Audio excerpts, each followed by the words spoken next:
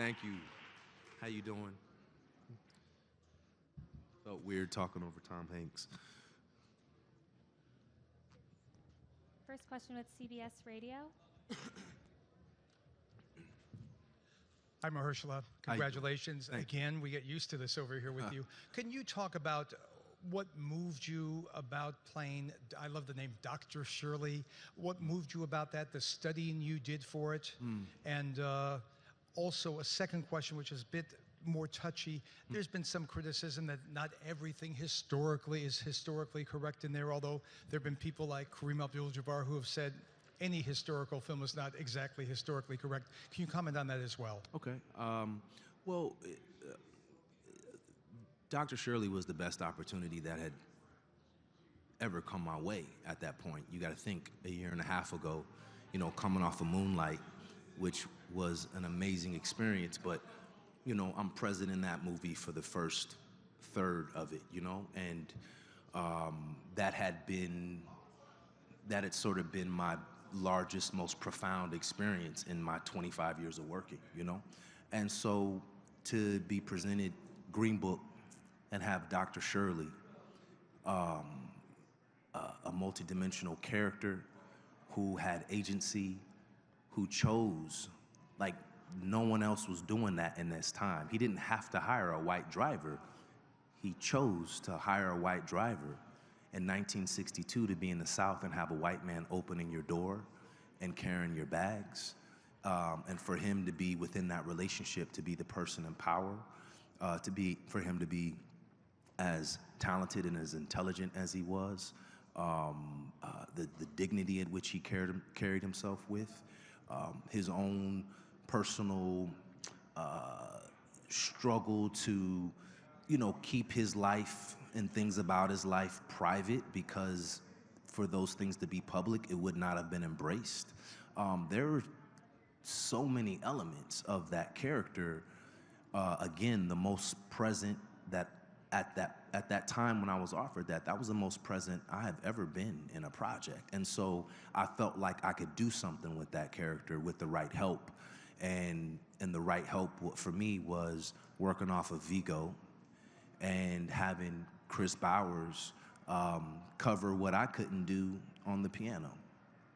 In terms of the historical accuracy of the film, I think some of the things that are questioned can be answered in just listening to Dr. Shirley talk, which everybody is privy to do, you know, and some of the articles or snippets that were more recently released.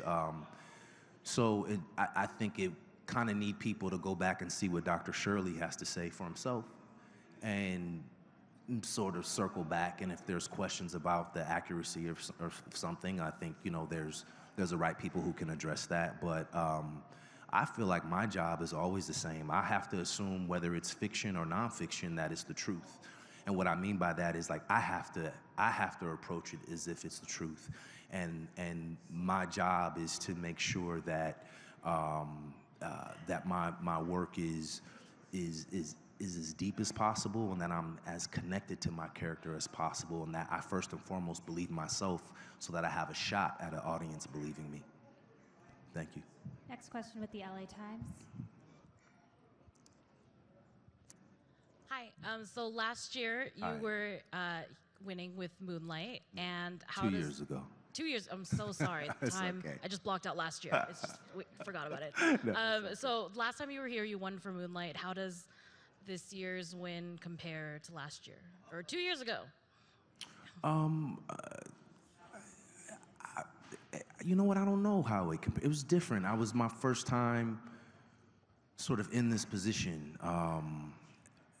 And it felt amazing, and to be a part of that cast and feeling like we really accomplished something special was it was life-altering, you know. And what's important about that event and sort of the sequence of events that followed, where they made it where after acting for 25 years, I got my first opportunity to carry a project, you know, which is, I've been acting since 1993. The first show I've ever been a lead of is on tonight, you know? And so this is to come around now and be back here for Green Book, it's humbling. I'm honored to be honored by other actors, people who have sort of an extra set of lenses and have a capacity to see into work, to see into the beauty of work or the mistakes in work, just because that's what you really do every day behind the scenes. But being back here, it feels amazing. It's not something that I can or would ever get used to or take for granted, because it's a real gauntlet, you know, and at the end of the day, or at the start, you're really just trying to do great work and tell great stories and inspire people and be inspired by people. This will be the last question with Twitter. Hi, Mahershala. Hi. I'm Keaton. So I have a question for you from a fan on Twitter. Okay. Her name is Kate. Okay. What types of stories would you like to see represented more in film and television? And if there's anybody that you haven't thanked yet or you didn't have a chance to thank on stage, we have a thank you camera. We'll post it a little bit later. Okay. But question first. What type of stories would I like to see in Yes. film? More importantly,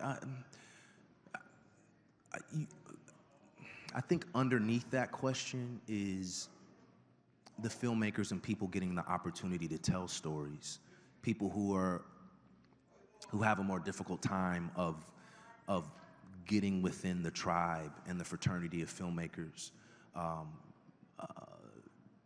and are therefore enfranchised to tell stories. So I just want to keep seeing new or voices that have been passed over to some degree.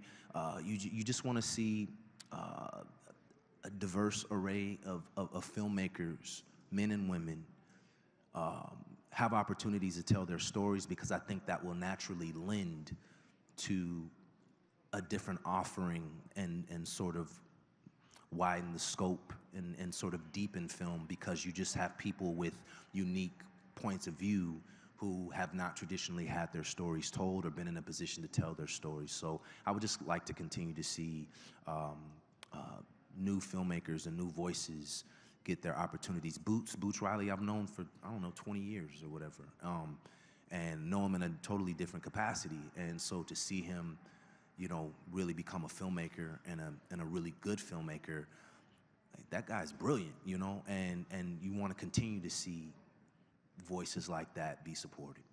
Anyone else you want to thank? Octavia, Spencer, of course, and our entire ensemble of actors.